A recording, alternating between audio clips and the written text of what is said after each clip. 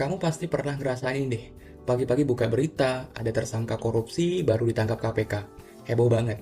Tapi seminggu kemudian, lenyap. Kasusnya masih jalan, tapi nggak ada yang bahas lagi. Kenapa bisa gitu? Hari ini gue mau ngebahas sesuatu yang jarang orang sadari. Peran media dalam perang melawan korupsi di Indonesia. Dan kenapa perang itu sering kalah sebelum dimulai? Secara teori, media punya 3 peran besar dalam memberantas korupsi. Pertama, media sebagai watchdog atau anjing penjaga demokrasi. Tugasnya mengawasi kekuasaan, melaporkan penyimpangan, dan memastikan pejabat tidak bisa bersembunyi di balik birokrasi. Kedua, media sebagai pendidik. Lewat pemberitaannya, media bisa bikin masyarakat paham apa itu korupsi, apa dampaknya, dan kenapa kita semua harus peduli. Ketiga, media sebagai kontrol sosial. Ketika seorang diberitakan korupsi di media nasional, ada efek malu yang luar biasa, bukan cuma bagi pelaku, tapi juga bagi keluarga dan lingkungannya. Ini diakui dalam jurnal penelitian hukum sebagai deterrent effect atau efek jera yang nyata. Tapi kalau teorinya sebagus ini, kenapa korupsi di Indonesia masih merajalela?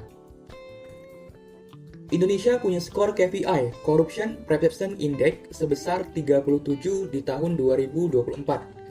Artinya kita naik 3 poin dari tahun sebelumnya. Kedengarannya bagus, tapi tunggu dulu. Dari 180 negara yang disurvei, kita masih di peringkat 99. Masih lebih dari separuh negara di dunia nilai lebih bersih dari kita. Dan ini bukan cuma soal angka. Korupsi itu nyata merusak. Anggaran sekolah bocor, jalan cepat rusak karena dibuat asal, bantuan sosial nggak nyampe ke yang berhak. Nah, di sini media seharusnya jadi senjata, tapi kenyataannya ini bagian yang paling penting dan paling jarang dibahas. Alasan pertama, kepemilikan media yang bermasalah. Coba pikir, berapa banyak pemilik media besar di Indonesia yang juga punya afiliasi politik atau bisnis dengan pejabat?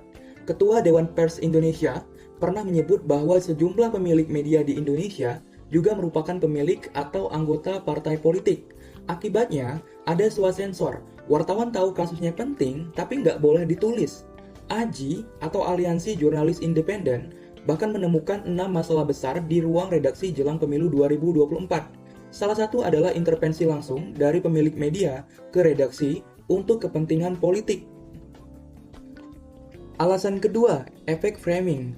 Dua media bisa meliput kasus korupsi yang sama, tapi dengan sudut pandang yang berbeda total.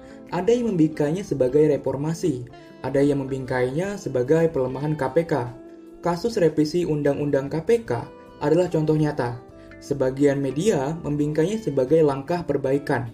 Sebagian lainnya menyoroti sebagai ancaman bagi demokrasi. Publik jadi bingung mana yang benar. Alasan ketiga, berita korupsi kalah saing dengan konten viral. Di era digital ini, algoritma platform lebih suka konten yang bikin penonton marah, tertawa, atau terharu dalam hitungan detik. Berita korupsi butuh konteks panjang, angka-angka, dan investigasi mendalam. Itu nggak clickable. Jadi manajer editorial milih berita yang angkat traffic, bukan berita yang penting. Tapi jangan salah, ada juga contoh di mana media benar-benar jadi pahlawan. Contoh 1, Tempo dan investigasi korupsi Bansos. Liputan investigatif Tempo tentang penyimpangan dana bantuan sosial COVID-19 yang melibatkan mantan Menteri Sosial, Juliari Batubara, menjadi salah satu pendorong utama KPK bertindak. Tanpa tekanan pemberitaan, kasus ini bisa jadi dikubur. Contoh 2, media sosial dan OTT KPK. Di era sekarang, media sosial seperti Twitter atau X, Instagram, bahkan TikTok menjadi alat pelapor korupsi yang semakin kuat.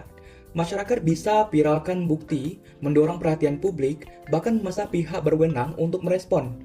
Penelitian di Jurnal Birokrasi tahun 2024 menunjukkan bahwa media sosial terbukti efektif meningkatkan partisipasi masyarakat dalam pengawasan korupsi.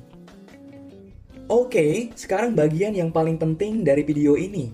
Karena nonton tanpa bertindak itu sama saja dengan tahu tapi diam. Jadi ini bukan soal pemerintah atau media, ini soal kamu, aku, kita semua. Ini 4 langkah yang paling kritis, paling mudah, dan bisa langsung kamu lakukan hari ini. 1. Jadi konsumen berita yang kritis. Setiap baca berita korupsi, tanyakan 3 hal sederhana. Siapa penulis dan pemilik medianya? Adakah kepentingan di balik cara berita ini disajikan? Bandingkan minimal 2 sumber sebelum kamu share. Kebiasaan kecil ini, kalau dilakukan jutaan orang, bisa mengubah ekosistem informasi secara besar-besaran. 2. Lapor dugaan korupsi lewat saluran resmi sekarang. KPK punya aplikasi KPK Jaga yang bisa diunduh gratis dan lapor di Lapor Go ID yang terhubung ke lebih dari 600 instansi pemerintah. Identitasmu dilindungi undang-undang. Jangan cuma marah di grup WhatsApp. Laporkan secara resmi. Satu laporan yang tepat bisa memicu investigasi yang mengubah segalanya. 3. Gunakan media sosial sebagai alat pengawasan nyata. Kalau kamu lihat proyek mangkrak, jalan rusak yang nggak kunjung diperbaiki, padahal anggarannya ada, foto, rekam, posting. Tag akun resmi KPK, dinas terkait, atau jurnalis investigatif. Satu video autentik dari warga bisa lebih kuat dari 1000 surat laporan yang tenggelam di meja birokrasi. 4. Tolak korupsi kecil, mulai dari diri sendiri hari ini. Ini yang paling berat didengar tapi paling krusial. Korupsi besar tumbuh dari toleransi kita terhadap yang kecil. Pungli di kelurahan, amplop untuk urus SIM, uang pelicin di loket. Kalau kita terus menormalisasi ini, kita sendiri membangun budaya korupsi dari bawah. Keberanian untuk bilang tidak itu menular, dan itu dimulai dari kamu. Media bukan obat ajaib untuk memberantas korupsi. Tapi tanpa media yang berani, independen, dan jujur, koruptor akan terus tertawa bebas di balik layar. Karena pada akhirnya, korupsi tidak hanya butuh penegak hukum untuk melawannya, ia butuh masyarakat yang melek informasi dan media yang berani bersuara. Kalau kamu ngerasa video ini penting, share ke orang-orang sekitar kamu, karena semakin banyak yang sadar, semakin susah koruptor untuk bersembunyi. Saya Yogi Kurniawan, mahasiswa Magister Ilmu Administrasi Universitas Indonesia. Sampai jumpa di video berikutnya.